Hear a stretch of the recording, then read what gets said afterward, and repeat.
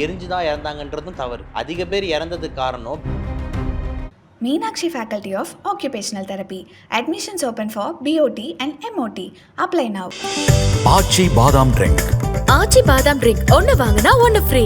வெடிக்குது அப்படின்னும் போது நீங்கள் நினைக்கிற மாதிரி முதல்ல எரிஞ்சு தான் இறக்க மாட்டாங்க. அந்த ஃபோர்ஸ், பிளாஸ்ட் ஃபோர்ஸ் வருதுல, அந்த பிளாஸ்ட் ஃபோர்ஸில் உடம்பு பாட்டாக கிழிஞ்சிடும். உள்ள இருக்கிற உறுப்புகள் கிழிஞ்சிரும். ஹார்ட் கிளியும், லங்ஸ் கிளியும். அதுதான் ரொம்ப டேஞ்சர். அதில் ஃபர்ஸ்ட் கிளியறது நம்மளோட காதுல இருக்கிற ஜவு டப். ஏரோப்ளேனுக்குன்னு தனி நம்மளுக்கு தெரியும், பெட்ரோலியம் லிமிடெட் இருக்குது. லண்டன் வரைக்கும் போனோம். அப்போ எத்தனை ஆயிரம் லிட்டர் உள்ளே இருக்கும். இப்போ அது பிளாஸ்ட் ஆகும்போது சிவியர் கம்பஷன் ஏற்படுது. ஏன்னா உங்கள் லங்ஸ் அந்த அவ்வளோ புகையை டக்குன்னு உள்ளே இன்ஹேல் பண்ணும்போது உங்கள் லங்ஸ் ஒத்துக்காமல் உங்கள் லங்ஸோட இம்யூனிட்டியே உங்கள் லங்ஸ் அழிக்கும். என்டையர் குஜராத் முக்காவாசி எல்லா பேஷண்ட்டும், சரியாகாத பேஷண்ட் எல்லாருமே வரக்கூடிய மருத்துவமனை வந்து பிஜே மெடிக்கல். 600 மீட்டர் தள்ளி அந்த ஃப்ளைட் அங்கே லேண்ட் ஆகி கிராஷ் ஆயிருந்ததுன்னா 1 லட்சம் பேர் குறைஞ்சது இருந்தது. ஃபொரன்சிக் பொறுத்த வரைக்கும் ஒருத்தவங்களை கண்டுபிடிக்கணும்னு ரொம்ப காமனாக யூஸ் பண்ணுறது வந்து ஃபிங்கர் பிரிண்ட். எரியற கேஸில் வந்து ஃபிங்கர் பிரிண்ட் போயிடும்.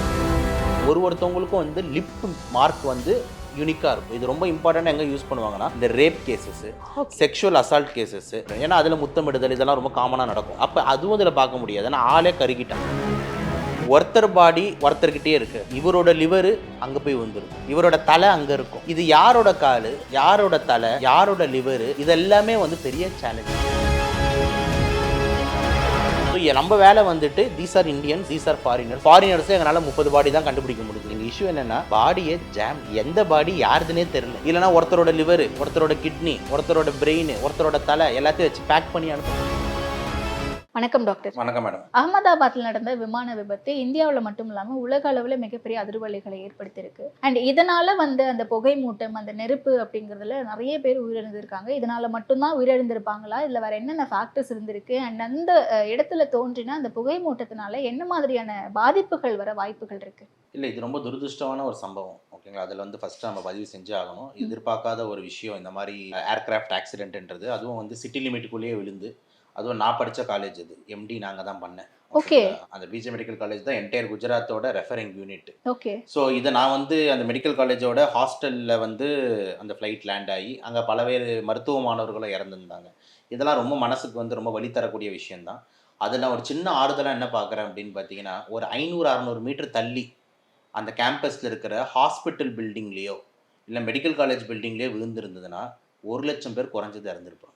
ஓகே. ஏன்னா என்டையர் குஜராத் நீங்கள் யோசிச்சு பாருங்க. இப்போ தமிழ்நாடு எடுத்து மக்களுக்கு புரியணுன்றதுக்காக தமிழ்நாடு எடுத்துக்கிட்டிங்கன்னா, தமிழ்நாட்டில் இருக்கிற முக்காவாசி எல்லா பேஷண்ட்டும், சரியாகாத பேஷண்ட் எல்லாருமே வரக்கூடிய மருத்துவமனை வந்து நம்மளோட ராஜீவ்காந்தி மருத்துவமனை, மெட்ராஸ் மெடிக்கல் காலேஜ், ஓமந்தூரார். ஏன்னா அதுதான் ரெஃபரல் சென்டர். ஓகே. இப்போ நம்ம தூத்துக்குடியிலேருந்தையோ இல்லைனா வந்துட்டு வேறு ஏதாவது சிவகாசிலேருந்து ஒரு பேஷண்ட் வந்து முடியல, இந்த சர்ஜரி நீங்கள் ராஜீவ்காந்திக்கு போயிடுங்க, அங்கே தான் பண்ணுவாங்க அப்படின்னு அனுப்புவாங்க. அப்போ எப்பயுமே ராஜீவ்காந்தி மருத்துவமனையை பொறுத்தவரைக்கும் கூட்டம் நெரிசல் அதிகமாக இருக்கும். கரெக்டாக எம்எம்சினா அவ்வளோ கூட்டம் இருக்கும். அதே மாதிரி என்டையர் குஜராத்துக்கு ரெஃபர் பண்ணுற மருத்துவமனை தான் பிஜே மெடிக்கல் காலேஜ். ஓகே. அப்போது 1 லட்சம் பேஷண்ட்டுக்கு மேலே வந்துட்டு அந்த பிஜே மெடிக்கல் காலேஜ் கேம்பஸ் ஹாஸ்பிட்டலில் இருப்பாங்க. இப்போ யோசிச்சு பாருங்க, பேஷண்ட் மட்டும் இருக்க மாட்டாங்க. அங்கே இருக்கிற டாக்டர்ஸு, செவிலியர்கள், வார்ட் பாய்கள், ஆயாமாக்கள், இதை தாண்டி வந்து பார்த்தீங்கன்னா அவங்களோட ரிலேட்டிவ்ஸ் வருவாங்களே. ஒரு பேஷண்ட் இருந்தால் அவங்க கூட வந்துட்டு சகாவாலா அப்படின்ட்டு குஜராத்தியில் சொல்லுவோம். அதாவது கூட இருக்கிற அட்டெண்டர்ஸ். இவங்க எல்லாருமே இத்தனை பேர் இருப்பாங்க. அப்போ ஒரு 600 மீட்டர் தள்ளி அந்த ஃப்ளைட் அங்கே லேண்ட் ஆகி கிராஷ் ஆயிருந்ததுன்னா அந்த பில்டிங்கும் பாலடைஞ்ச பில்டிங் டப்புன்னு விழுந்திருக்கும். அந்த ட்வின் டவர் ஆக்சிடென்ட் மாதிரி. அப்போ யோசிச்சு பாருங்க, அவ்வளோ செகண்டில் 1 லட்சம் பேர் வெளியே எடுத்த முடியும். அப்போ குறைஞ்சபட்சம் இத்தனை பேர் இறந்துருந்தாங்கன்னா அது வந்து நான் யோசிச்சே பார்க்க முடியாத ஒரு இன்சிடெண்ட்டாக நடந்திருக்கும். அதாவது ஒரு பெருங்கரும்புள்ளி இந்திய வரலாறுல அப்படின்ற லெவலுக்கு. அந்த விதத்தில் நான் கொஞ்சம் மன ஆறுதல் பட்டுக்கிறேன். ஒரு 600 மீட்டர் தள்ளி வெளியே அப்படின்னு சொல்லிட்டு இங்கே இதுவும் ரொம்ப ரொம்ப டேஞ்சர் தான். ரொம்ப மனசு கஷ்டமான விஷயம் தான். 250 பேர் இறந்துருக்காங்க. மருத்துவ மாணவர்கள் கிட்டத்தட்ட 5-6 பேர் இறந்துருக்காங்க. இதை தாண்டி வந்து ஒரு 10 மாணவர்கள் சிவியர் கை கால் போய் இன்ஜூர்டு. இதெல்லாமே இப்போ நீங்கள் கேட்ட கேள்விக்கு வந்துடும். கேஸ் ரொம்ப அதிகமாக வந்து கண்டிப்பாக வரும். ஏன்னா வந்துட்டு அது வந்து ஒரு டீசல் ஏரோப்ளேனுக்குன்னு தனி நம்மளுக்கு தெரியும், பெட்ரோலியம் லிமிடெட் இருக்குது. அது பிளாஸ்ட் ஆகுதுன்னும் போது ஃபுல் டேங்கோட போகுது. லண்டன் வரைக்கும் போனோம். அப்போ எத்தனை ஆயிரம் லிட்டர் உள்ளே இருக்கும். இப்போ அது பிளாஸ்ட் ஆகும்போது சிவியர் கம்பஷன் ஏற்படுது. கம்பஷன் ஏற்படும் போது எல்லா கேஸஸும் எமிட் ஆகுது. இப்போ நம்ம சும்மா ரோட்டில் போயிட்டு இருந்து ஒரு டிராஃபிக் சிக்னலில் நம்ம நின்றுட்டு இருந்தோம்னாலே ஒரு நிமிஷத்தில் வந்து நம்மளுக்கு அந்த பஸ்ஸு போக அதெல்லாம் படும்போதே நம்மளுக்கு உடனே மூக்கில் தண்ணி தும்பல் வரும், ஒரு இரும்பல் வரும். இந்த மாதிரி அலர்ஜிக் சிம்டம்ஸ்லாம் ரொம்ப அதிகமாக இருக்கும். இப்போ யோசிச்சு பாருங்கள், இவ்வளோ அமௌண்ட் ஆஃப் கேஸ் ஒரு ஷார்ட் ஸ்பேன் ஆஃப் டைமில் வித்தின் 5 செகண்ட்ஸ் இப்படி வந்து எக்ஸ்ப்ளோட் ஆகி வருது அப்படின்னும் போது carbon monoxide, sulphur dioxide, nitrous dioxide, PM2.5, PM10, dust, coal, tar எல்லாம் வரும். அப்போ இத்தனை விஷயத்தை நம்ம உள்ள டக்குன்னு இன்ஹேல் பண்ணும்போது கண்டிப்பாக நிறைய விஷயங்கள் வரும். ஓகே. என்ன மாதிரி சிம்டம்ஸ் வந்து வரலாம், டிசீசஸ் வரலாம் அப்படின்னும் போது starting from simple rates to severe ARTS வரைக்கும் போகலாம். இது கொஞ்சம் டெக்னிக்கலாக எக்ஸ்பிளைன் பண்ணுறேன். ரேட்ஸ்னா என்னன்னா ரியாக்டிவ் ஏர்வே டிசீஸ்னு சொல்லுவாங்க. அதாவது ஒரு புகைப்பட்ட உடனே நம்ம லங்ஸ் உடனே வந்து அதுக்கு ரியாக்ட் பண்ணும். ஓகேங்களா? அப்போ திடீர்னு நம்மளுக்கு இரும்பல், சளி, அதே மாதிரி கொஞ்சம் வீசிங் இதெல்லாம் வரும். இன்னும் கொஞ்சம் சிவியராக ஆல்ரெடி முன்னாடியே எனக்கு அலர்ஜி பேஷண்ட், ஆஸ்மா பேஷண்ட் இந்த மாதிரி இருக்காங்கன்னா அவங்களுக்கு வீசிங் ப்ராப்ளம் இன்னும் ரொம்ப அதிகமாகுது. இதை தாண்டி வந்து சிவியர் ஏஆர்டிஎஸ். ஏஆர்டிஎஸ்னா என்னன்னா அக்யூட் ரெஸ்பிரேட்டரி டிஸ்ட்ரெஸ் சிண்ட்ரோம்னு சொல்லுவாங்க. அப்படின்னா என்னன்னா திடீர்னு ஆக்சிஜன் லெவல் முற்றிலும் டவுனாக போயிடுறது. ஏன்னா உங்கள் லங்ஸ் அந்த அவ்வளோ புகையை டக்குன்னு உள்ள இன்ஹேல் பண்ணும்போது உங்கள் லங்ஸ் ஒத்துக்காமல் உங்கள் லங்ஸோட இம்யூனிட்டியே உங்கள் லங்ஸ் அழிக்கும். அதாவது நம்மளை கத்தி வச்சு குத்திக்கிற மாதிரி நுரையீரலோட எதிர்ப்பு சக்தியே நுரையீரலை அழிக்க ஆரம்பிக்குது. அது பேர் தான் ஏஆர்டிஎஸ். இது வந்து ஆரம்பிக்கிறதுக்கு முக்கியமான ஒரு காரணம் இந்த மாதிரி ஷார்ட் டைமில் கேஸ் அதிகமாக உள்ளே போகிறது. இது ரொம்ப காமனாக நம்ம எங்கே பார்ப்போம் தமிழ்நாட்டில்னா இந்த பட்டாசு தொழிற்சாலையில் வந்து பார்த்தீங்கன்னா வெடி விபத்துன்னு சொல்லுவாங்க தெரியுமா? பட்டாசு தொழிற்சாலையெல்லாம் எரியுது, நிறைய பேர் உள்ள சிக்க, நிறைய பேர் பார்த்தீங்கன்னா அந்த வெடினால சாக மாட்டாங்க. அதில் வர புகையை வந்து இன்ஹேல் பண்ணி கார்பன் மோனோஆக்சைடு அதிகமாக உள்ளே போய் கார்பன் மோனோஆக்சைடு பாய்சனிங்னால இறப்பாங்க, இல்லைனா ஏஆர்டிஎஸ்னால இறப்பாங்க. அதாவது லங்ஸை தாக்கி இறப்பாங்க. ஓகேங்களா? ஸோ இந்த மாதிரி ப்ராப்ளம்ஸ் எல்லாம் வந்து அதை சுற்றி உள்ள மக்களுக்கு கண்டிப்பாக ஏற்பட்டிருக்கும். கொஞ்சம் தூரமாக இருக்காங்கன்னா மைல்டான சிம்டம்ஸ் என்னென்னா அந்த ரேட்ஸ் மாதிரி, ரியாக்டிவ் ஏர்வே டிசீஸ் மாதிரி ஒரு மைல்டு காஃபு, மைல்டு கரகரப்பு அந்த மாதிரி.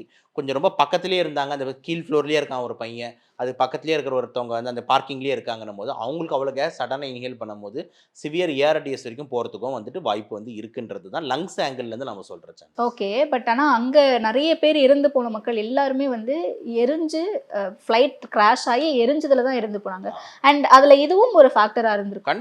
கண்டிப்பாக ஓகேங்களா? கண்டிப்பாக. இது வந்து பார்த்தீங்கன்னா பாலிட்ராமா. பாலினா மல்டிபிள், ட்ராமானா அடி.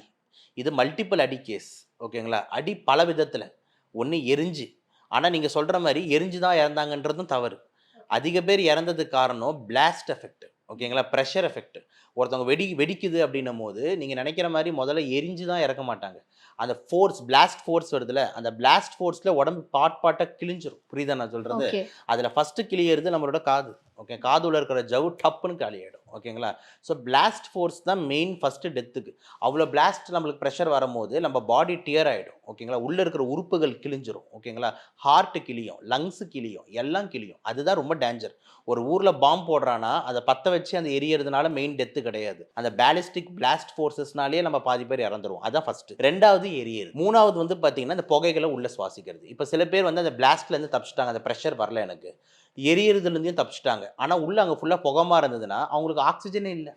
அப்போ அவங்க இன்ஹேல் பண்ணுறது எல்லாமே carbon monoxide, carbon di oxide. அப்போ அதை இன்ஹேல் பண்ணும்போது சஃபகேஷன் ஆகி கார்பன் மோனோஆக்சைடு பாய்சனிங் போயோ இல்லைனா ஏஆர்டிஎஸ் போயோ இறந்துடுறாங்க ஆக்சிஜன் குறைபாடுனால. அப்போ இதுதான் 3 காமன் காசஸ் ஆஃப் டெத்து இந்த மாதிரி ஒரு பிளாஸ்ட் இன்ஜுரி.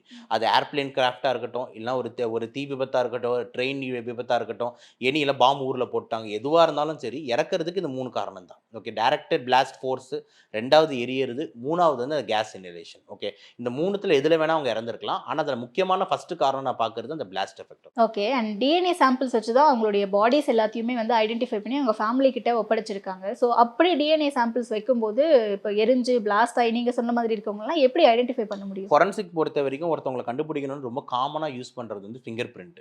இது பேர் தான் டாக்டைலோகிராஃபின்னு சொல்லுவாங்க. அதாவது ஒருத்தவங்களோட கைரேகை இப்படி வச்சோம்னா நம்மளோட கைரேகை வந்துடும் இங்கே, அதை வச்சு கண்டுபிடிக்கிறது. ஓகேங்களா? ஆனால் இப்போ வந்து எரிஞ்ச கேஸ், எரியற கேஸில் வந்து ஃபிங்கர் பிரிண்ட் போயிடுது. ஏன்னா பேர்ன்ஸில் பல டிகிரி பேர்ன்ஸ் இருக்கு. இப்போ நம்மளும் தான் வந்து தீ விபத்துன்னும் போது நம்ம அம்மா வந்து கடாயை வச்சிருப்பாங்க, டக்குன்னு நம்ம கை வச்சப்போ சுற்றுச்சுன்னுவோம், தீ புண்ணு வரும். அதில் நம்ம ரேகை அழியாது, ஏன்னா அதெல்லாம் ஃபர்ஸ்ட் டிகிரி பேர்ன்ஸ். ஆனால் பேர்ன்ஸ்லேயே வந்துட்டு செகண்ட் டிகிரியை தாண்டி தேர்ட் டிகிரி பேர்ன்ஸ் அப்படின்னு ஒன்று இருக்குது. அந்த அளவுக்கு எரியும் போது தான் கை ரேகையே அழியுது. இப்போ ஏற்பட்டிருக்கிறது தேர்ட் டிகிரி. ஓகேங்களா? அதாவது ரொம்ப severe third degree, fourth degree Burns. அப்போ அதில் கைரேகை அழிஞ்சிருது. அப்போ கைரேகை அவங்க ஃபொரன்சிக்கில் யூஸ் பண்ண முடியாது ஒன்று. ரெண்டாவது அப்போ வந்து இன்னொரு ஆப்ஷன் வந்து சீலியோஸ்கோப்பின்னு ஒன்று இருக்குது. சீலியோஸ்கோப்பின்னா ஒருத்தவங்களுக்கும் வந்து லிப் மார்க் வந்து யூனிக்காக இருக்கும். இப்போ நீங்கள் வந்து ஒரு லிப் மார்க் வச்சிங்க அப்படின்னா உங்களோட லிப்ஸ் ஒரு லிப்ஸ்டிக் போட்டு இப்படி வச்சிங்கன்னா லிப் ஷேப் ஒரு மாதிரி இருக்கும், லிப் மார்க் ஒரு மாதிரி இருக்கும். நான் வச்சா நான் வேற மாதிரி இருக்கும். அந்த மாதிரி ஒருத்தவங்களுக்கும் லிப் மார்க் இருக்குது. அதை வச்சு ஒருத்தர் கண்டுபிடிப்போம். இது ரொம்ப இம்பார்ட்டண்ட்டாக எங்கே யூஸ் பண்ணுவாங்கன்னா இந்த rape cases, sexual assault cases, இவங்க தான் வந்து பண்ணாங்களா, இதுக்கெல்லாம் இந்த சீலியோஸ்கோப்பி ரொம்ப இம்பார்ட்டன்ட். ஏன்னா அதில் முத்தமிடுதல் இதெல்லாம் ரொம்ப காமனாக நடக்கும். ஓகேங்களா? ஸோ அதில் அப்போ அதுவும் அதில் பார்க்க முடியாது, ஏன்னா ஆளே கருகிட்டான். ஓகேங்களா? அப்போ லிப்ஸும் சேர்ந்து வந்து எரிஞ்சிருக்கும். அப்போ அதுவும் நம்ம பண்ண முடியாது. அப்போ அப்போ வந்து நம்மளோட ஃபிங்கர் பிரிண்ட் அனாலிசிஸும் தோல்வி, அதுக்கப்புறம் சீலியோஸ்கோபி அனாலிசிஸும் தோல்வி. அப்படின்னும் போது நம்ம வந்து எதை நம்ப வேண்டியது இருக்குன்னா டிஎன்ஏ அனாலிசிஸை தான் நம்ப வேண்டியது இருக்கு. டிஎன்ஏ அனாலிசிஸ் பொறுத்த வரைக்கும் என்ன அட்வான்டேஜ் அப்படின்னு எடுத்தோம்னா, எனி உடம்புல எந்த உடம்புல செல்ஸ்னு ஒன்று இருந்ததுன்னா அதை வச்சு டிஎன்ஏ எடுத்துடலாம். ஓகே. டிஎன்ஏன்றது நம்ம உடம்பு மேற்கொள்ள ஒரு முக்கியமான ஒரு மூலப்பொருள். பல கோடி டிஎன்ஏ சேர்ந்து தான் நம்மளுக்கு செல்ஸ் ஃபார்ம் ஆகுது. பல கோடி செல்ஸ்னால தான் அது உடம்பு ஃபார்ம் ஆகுது. ஓகேங்களா? அப்போ டிஎன்ஏன்றது ஒரு மூலப்பொருள் அப்படின்னு எடுத்துக்கலாம். ஓகேங்களா? அந்த டிஎன்ஏவை வந்து எனி லிவிங் செல்லேருந்து நம்ம எடுக்க முடியும். அப்போ நம்ம முடிக்கு டிஎன்ஏ இருக்குது, நம்ம நெயிலுக்கு டிஎன்ஏ இருக்குது, நம்ம சதைக்கு டிஎன்ஏ இருக்குது, எலும்புக்கு டிஎன்ஏ இருக்குது, நம்மளோட பற்களுக்கு டிஎன்ஏ இருக்குது. அப்போ எந்த உறுப்பு எந்த பார்ட்டு கிடைச்சாலுமே அதுலேருந்து டிஎன்ஏவை நம்மளால எக்ஸ்ட்ராக்ட் பண்ண முடியும். ஓகே. அப்போ இவங்க எரிஞ்சு போனாலும், பட் ஆனால் அவங்களுக்கு வந்து உள்ளே எரிஞ்சு போனாலும் எலும்புன்னு ஒன்று இருக்கும்ல, பற்கள்னு ஒன்று இருக்கும்ல. அப்போ பற்கள் வந்து ரொம்ப நல்ல ஐடென்டிஃபிகேஷன் மார்க்கராக இந்த மாதிரி பேர்ன்ஸ் கேஸில் யூஸ் ஆகும். ஓகேங்களா? ஏன்னா அவங்களோட டென்டிஷன், ஏன்னா நம்ம எரிஞ்சாலும் முடி எரியும். இப்போ நான் பற்ற வச்சேன்னா நீங்கள் கோஸ்ட் ரைடர் மாதிரி எரிஞ்சிருவீங்க முடி, பட் ஆனால் பல் எரியாது. ஓகேங்களா? எலும்பு அவ்வளோ சீக்கிரம் எரியாது. எலும்புலாம் எரிஞ்சு ஃபுல்லாக சாம்பலாக போனோன்னா ரொம்ப டைம் எடுக்கும். அப்போ அந்த எலும்பு ரிமைன்ஸு, பற்கள் ரிமைன்ஸை வச்சு நம்மளால கண்டுபிடிக்க முடியும். ஓகேங்களா? ஆனால் இது ஒரு சேலஞ்சிங் தான். இப்போ என்ன நடக்கும் அப்படின்னு பார்த்தீங்கன்னா, இந்த பிளாஸ்டில் ஒருத்தர் பாடி ஒருத்தர்கிட்டே இருக்காது. பிளாஸ்டில் இவரோட லிவரு அங்கே போய் வந்திருக்கும், இவரோட தலை அங்கே இருக்கும், இவரோட கால் ஒரு சைடில் இருக்கும். இது யாரோட கால், யாரோட தலை, யாரோட லிவரு, இதெல்லாமே வந்து பெரிய சேலஞ்சிங். அப்போ யார் யார் பாடிலாம் ஓரளவுக்கு தலையும் உடம்பும் கொஞ்சம் இருக்கோ அவங்களுக்கு தான் நம்மளால வந்து பாடியை ஒப்படைக்கவும் முடியும். புரியுதா நான் சொல்கிறது? இல்லைனா ஒருத்தரோட லிவரு, ஒருத்தரோட கிட்னி, ஒருத்தரோட பிரெயின், ஒருத்தரோட தலை எல்லாத்தையும் வச்சு பேக் பண்ணி அனுப்ப முடியும். ரொம்ப கஷ்டமான ஒரு சிக்கலான விஷயமா வந்து இது ஏற்படும். ஸோ அதனால் வந்து என்ன சொல்கிறேன் அப்படின்னா, இந்த டிஎன்ஏ அனாலிசிஸ் வந்து எந்த செல் வச்சு கண்டுபிடிச்சிடலாம், அதில் டவுட்டு கிடையாது. ஆனால் இந்த டிஎன்ஏ அனாலிசிஸில் ப்ராப்ளம் என்ன அப்படின்ற மாதிரி பார்த்தோம் அப்படின்னா வந்துட்டு, எல்லாரோட பாடியும் அந்த இடத்துல பிளாஸ்ட் இன்ஜுரியில் மிக்ஸ் ஆகிடும். அப்போ வந்து நீங்களே நிறைய வீடியோலாம் பார்த்துருப்பீங்க. அந்த ஸ்ட்ரெச்சர் எடுத்துகிட்டு போகும்போது பார்த்தீங்கன்னா இந்த பொசிஷனில் இருக்காங்க, ஒரு கை காணும், ஒருத்தர் எப்படி இருக்காரு, கால் காணும். அப்படின்னும் போது அவர் காலை இப்போ எங்கே போய் தேடுறது? புரியுதுங்களா? மிக்ஸ் ஆகும்ல. இதெல்லாம் ஒரு சிக்கல் இருக்குது. ஏன்னா அது ரொம்ப டஃப்பான வேலை. அப்போது யார் யார் பாடிலாம் கொஞ்சம் முழுசாக இருக்கோ அவங்கள மட்டும்தான் வந்துட்டு அந்த ஃபேமிலிஸ் கிட்ட ஒப்படைக்கப்படும். லேட்டஸ்ட்டாக இப்போ நியூஸும் பார்த்துருந்தோம். ஒரு 6 பேரோட ஃபேமிலிஸுக்கு வந்து அந்த ஃபேமிலி வந்து மேட்ச் ஆகிருக்குன்னு சொல்லிட்டு கொடுத்துருக்காங்கன்ட்டு. ஸோ இந்த டிஎன்ஏ அனாலிசிஸ் பொறுத்த வரைக்கும் அந்த மாதிரி பர்சன்ஸோட செல்ஸ் எடுத்து பற்களோ இல்லைனா வந்து எலும்போ அதுலேருந்து நம்ம எடுத்து அதுலேருந்து அவங்களோட டிஎன்ஏவை எக்ஸ்ட்ராக்ட் பண்ணி அந்த டிஎன்ஏவை அவங்க ஃபேமிலியோட மேட்ச் பண்ணுவாங்க. ஏன்னா இப்போ யாரோட மேட்ச் பண்ணுறதுன்னு இருக்குல்ல, அப்போ அவங்க நம்மளுக்கு தெரியும் இப்போ இந்த 100 பேர் ஃபேமிலி தான் இறந்துருக்காங்கன்னா அந்த 100 பேர் ஃபேமிலியோட ஜெனட்டிக்ஸ் ட்ரீயை நம்ம வாங்கணும். ஓகேங்களா? இப்போ இது உங்களோட அம்மா அப்பா இருக்காங்கன்னா உங்கள் அம்மா அப்பாவோட பிளட் சாம்பிள்ஸ் எடுத்து அவங்களோட டிஎன்ஏ ப்ரொஃபைலிங் வச்சுருப்பாங்க. இந்த டெட் பாடியோட டிஎன்ஏ வந்து இதில் எந்த டிஎன்ஏவோட மேட்ச் ஆகுது அப்படின்னு கம்பேர் பண்ணுவாங்க. அப்போ 100 அம்மா அப்பாவோட டிஎன்ஏ நம்மகிட்ட இருக்குது. இப்போ இந்த டெட் பாடி எந்த அம்மா அப்பா அதோட மேட்ச் ஆகுதுன்னு பார்ப்பாங்க. மேட்ச் ஆகுது, இந்த அம்மா அப்பாவோட மேட்ச் ஆகுதுன்னா அப்போ இது உங்கள் பையன் பாடி தான் சொல்லிட்டு கொடுத்துட்றேன். சப்போஸ் வந்து இவர் வயசானவர்னா அவங்க பசங்க அங்கே இருக்காங்கன்னா அவங்க பசங்களோட டிஎன்ஏவை வந்து வச்சு ஒரு ப்ரோட்டோடைப்பாக வச்சு இந்த இறந்தது உங்கள் அப்பா தான், இந்த பையனோட மேட்ச் ஆகுது அப்படின்ட்டு இந்த அப்பா இதான் உங்கள் அப்பான்ட்டு அவங்க அப்பா கிட்ட அவங்க டெட் பாடியை கொடுக்குறது, அந்த பசங்க கிட்ட கொடுக்குறது, அவங்க அம்மாவோட டெட் பாடியை பசங்க. ஸோ இப்படி தான் பண்ண முடியும். அப்போ இந்த இடத்துல தான் வந்து ஃபேமிலி ட்ரீ ரொம்ப முக்கியம். சப்போஸ் அம்மா அப்பாவே எனக்கு இல்லை, எனக்கு அம்மா அப்பாவே கிடையாது, அம்மா அப்பாவும் இறந்துட்டாங்க, பசங்களும் கிடையாது அப்படின்னும் போது ஃபர்ஸ்ட் ஹேண்ட் ரிலேட்டிவ்ஸ் தேவைப்படுது. அப்போ உங்கள் அப்பாவோட பிறந்த தம்பி, உங்கள் அப்பாவோட தம்பி, இல்லை உங்கள் அப்பாவோட அக்கா, இல்லை உங்கள் அம்மாவோட அண்ணன், உங்கள் அம்மாவோட தங்கச்சி, இந்த மாதிரி ஃபர்ஸ்ட் ஹேண்ட் ரிலேட்டிவ்ஸ். ஏன்னா அவங்க எல்லாருமே பார்த்தீங்கன்னா அவங்களோட தாத்தா கிட்டேருந்து தான் காமனாக வந்திருக்காங்க. கரெக்டாக இல்லையா? ஸோ இதுதான் ஃபேமிலி ஜெனட்டிக்ஸ். இந்த ஃபேமிலி ட்ரீ தான் வந்து ரொம்ப இம்பார்ட்டன்ட். ஏன்னா இப்போ நான் ஃபார்ம் ஆயிருக்கேன் அப்படின்னா 46 குரோமோசோம் என் உடம்புல இருக்குது. அதில் லாஸ்ட் 2 குரோமோசோம் தான் எக்ஸு ஒய். அதை வச்சு தான் நான் ஆணுன்னு ஒன்று மாறுறேன். நீங்கள் எக்ஸ்ன்னு ஆகிட்டீங்க, அதனால் நீங்கள் பெண்ணாக மாறியிருக்கீங்க. ஸோ 23Y எங்கள் அப்பா கொடுத்துருக்காரு, 23X எங்கள் அம்மா கொடுத்துருக்காங்க. அதனால் டோட்டலாக நான் 46XYயாக நான் இங்கே உட்காந்துக்கிட்டு இருக்கேன். நீங்கள் வந்து பார்த்தீங்கன்னா 23X உங்கள் அப்பா கொடுத்துருக்காரு, 23X உங்கள் அம்மா கொடுத்துருக்காங்க. ஸோ நீங்கள் 46XX அப்படின்னா நீங்கள் ஃபீமேல், XY குரோமோசோம் இருந்ததுன்னா மேல். ஸோ என்ன நான் சொல்ல வரேன்னா இது ஜெனட்டிக்ஸ். ஸோ இந்த 46 நான் ஃபார்ம் ஆகியிருக்கேன்னா எங்கள் அம்மாவோட பங்கு 50%, எங்கள் அப்பாவோட பங்கு 50% சேர்ந்ததுன்னா. இதுக்கு அர்த்தம் எங்கள் அம்மா அப்பா மட்டும் ஜீன் மட்டும்தான் உடம்புல இருக்குன்னு கிடையாது. இப்போ 50% அம்மா அப்பா கிட்ட வந்துருச்சா, 25% எங்கள் அம்மாவோட அம்மா அப்பா கிட்ட இருந்து இருக்கும், 25% எங்கள் அப்பாவோட அம்மா அப்பா கிட்ட இருந்து வரும். புரியுதா நான் சொல்றது? அப்போ அவங்களோட அம்மா அப்பா கிட்ட இருந்து ஒரு 12.5% என் உடம்புல இருக்கும், இவங்களோட அம்மா அப்பா கிட்ட இருந்து 12.5% உடம்புல இருக்கும். அவங்களோட அம்மா அப்பா கிட்ட இருந்து ஓ அப்படின்னு ஜெனரேஷனா அந்த டிஎன்ஏ. அதுதான். அப்போ ஒருத்தவங்க ஃபார்ம் ஆகுறாங்கன்னா அந்த ஃபேமிலி ஜீன்ஸ்ல இருந்தா நம்ம ஜீன்ஸ் உருவாகுது. ஓகே. அதனால தான் இந்த மரபு நோய்கள் இதெல்லாம் கேள்விப்பட்டிருக்கீங்களா? மரபு நோய்கள் ரொம்ப அதிகமா வந்து ஃபேமிலியில பரவுதான்னு பாருங்க.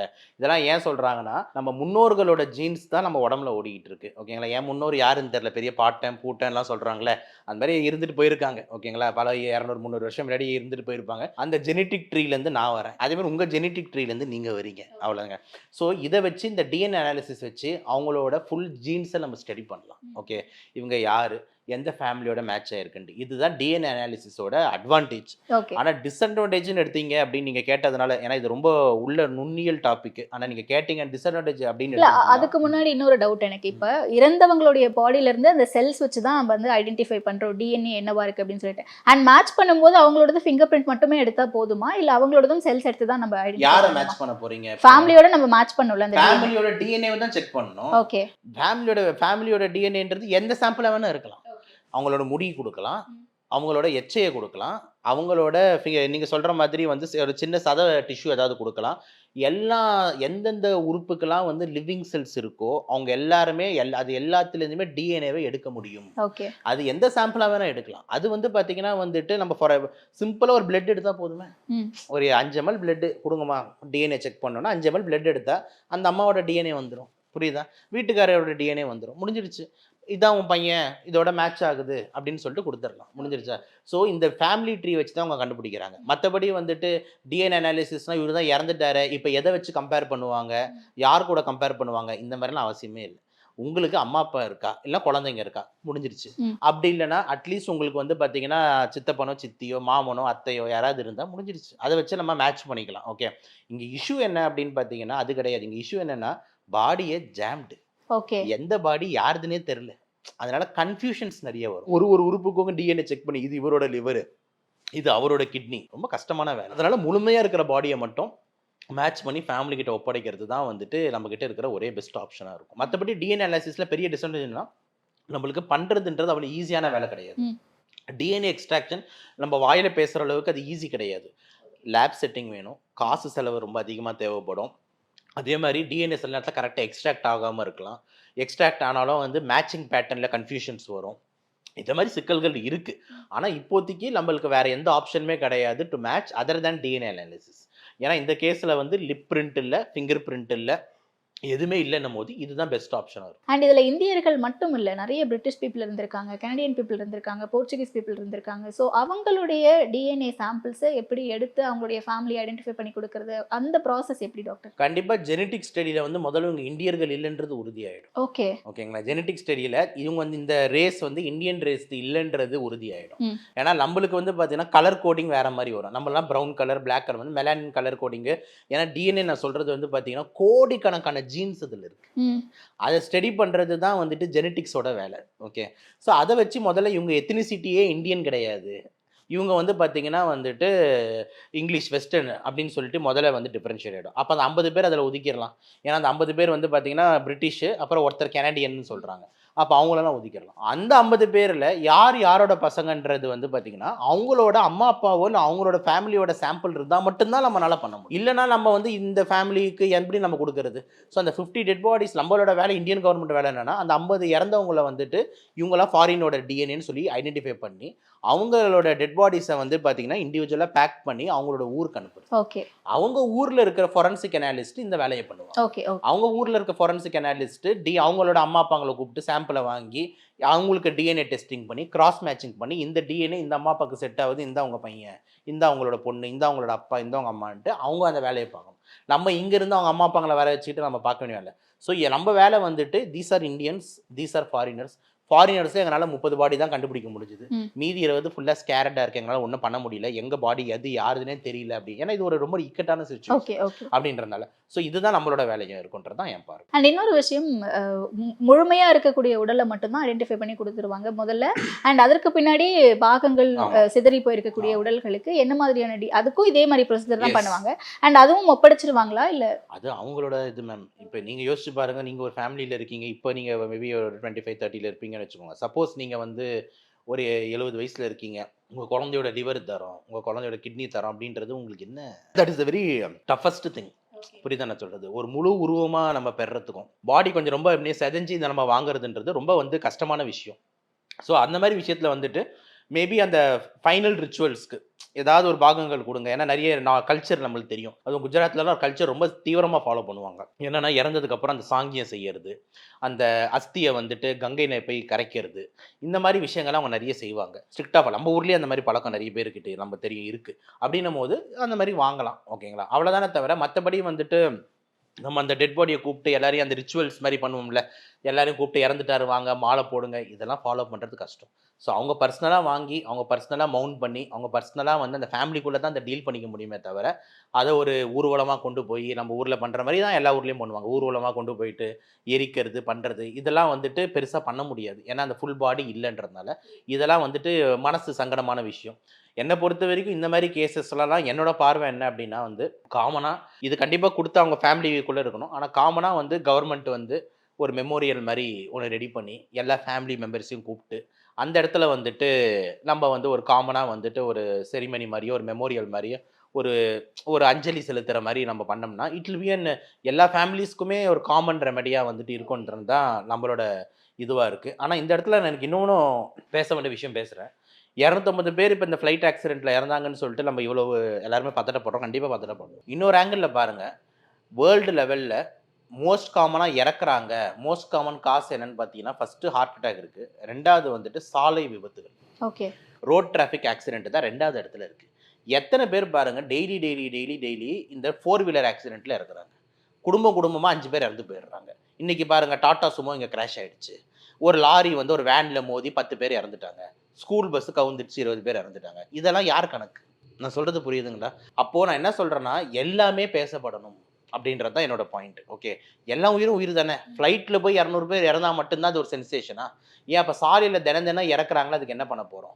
அப்படின்னும் போது எல்லாத்துக்குமே அப்போ வந்து பார்த்தீங்கன்னா ஸ்ட்ரிக்ட் ரூல்ஸு ரெகுலேஷன்ஸ்லாம் சாலை விபத்துகள் கம்மியாகிறதுக்கு நடவடிக்கைகள் நம்ம எடுக்கணும் அப்படின்றது என்னோட பார்வை. ஏன்னா ஃப்ளைட் ஆக்சிடென்ட்டில் எப்பயாவது வருஷத்துக்கு ஒரு வாட்டி ஒரு 200 பேர் இறக்குறான்.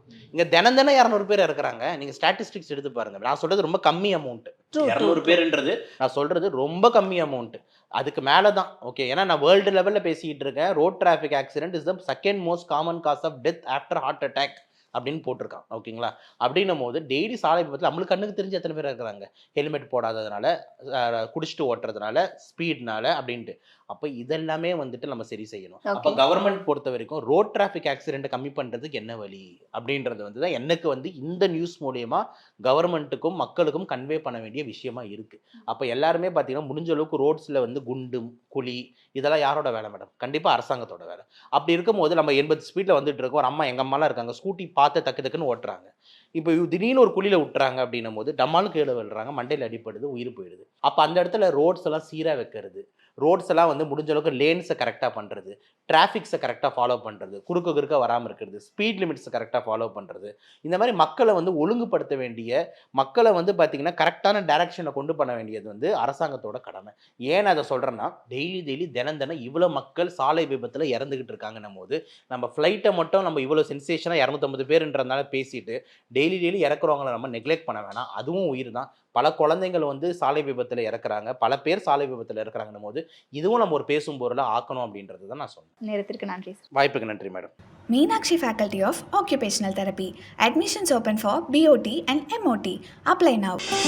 ஆச்சி பாதாம் ட்ரிங்க். ஆச்சி பாதாம் ட்ரிங்க் ஒன்று வாங்கினா ஒன்று ஃப்ரீ.